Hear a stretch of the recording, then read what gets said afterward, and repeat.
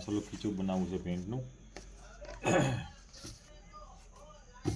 7 ઇંચનો ટુકડો લેવાનો હતો, આમ લેવાનો 16 ઇંચનો, બરાબર. પછી આને નીચે મૂકી પ્લેટ પર દેવાનો, પહેલાં તો પાછળ પ્લેટ ભર્યો, પછી અહીં ખીચું મૂકી દેવાનું, પછી પલટાઈ દેવાનું, અને નીચે કાપડ રહેશે હારી અસ્તર, બરાબર. ખીચાનું કાપડ.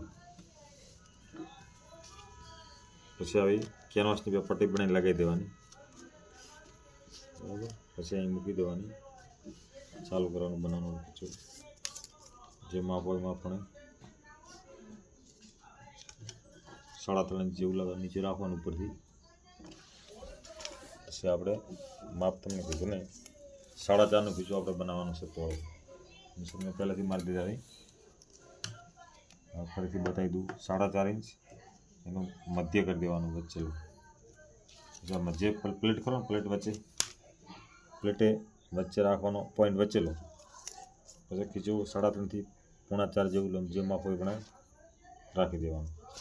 પછી પોઈન્ટથી ચાલુ કરવાનું સ્ટાર્ટ આપણે.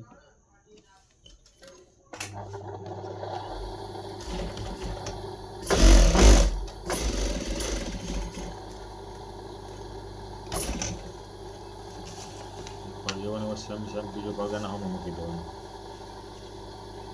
ડબલ બોલમાં બીજું બનશે. આવી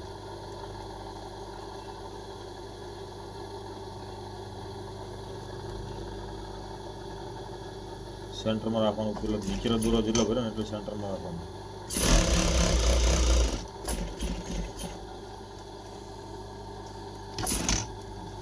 અહીંથી 2 સેન્ટરમાં દૂરો રાખવાનું.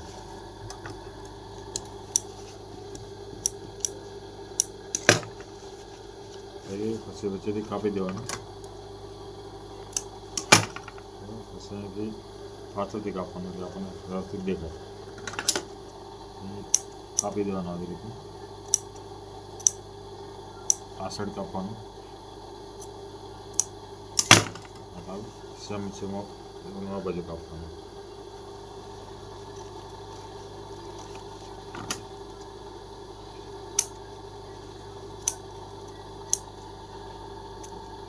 સાઈડથી કાપશું,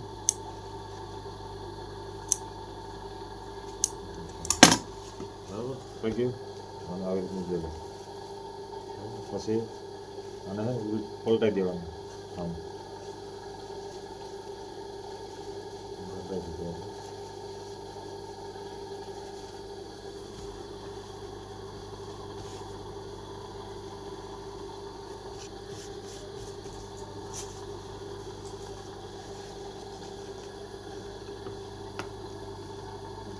બેસર જોડાવા કરી દેવાના.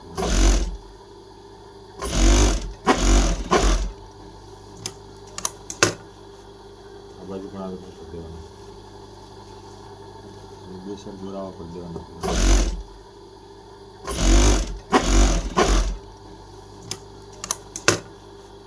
આ બાજુ પણ આવી કરી દેવાનું,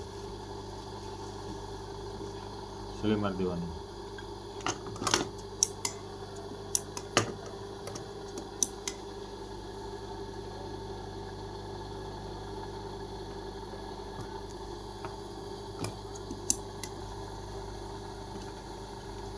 એવું ભરી નાખવાનું, એટલે ભરાઈ ગઈ છે.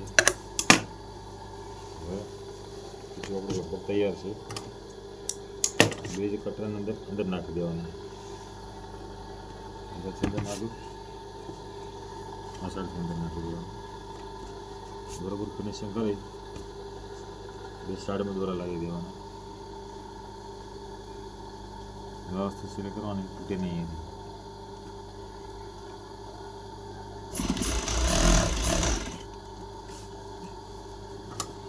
એક્સ્ટ્રા કાપડ કાપી દઈશું. આ સાથે કરશું હવે.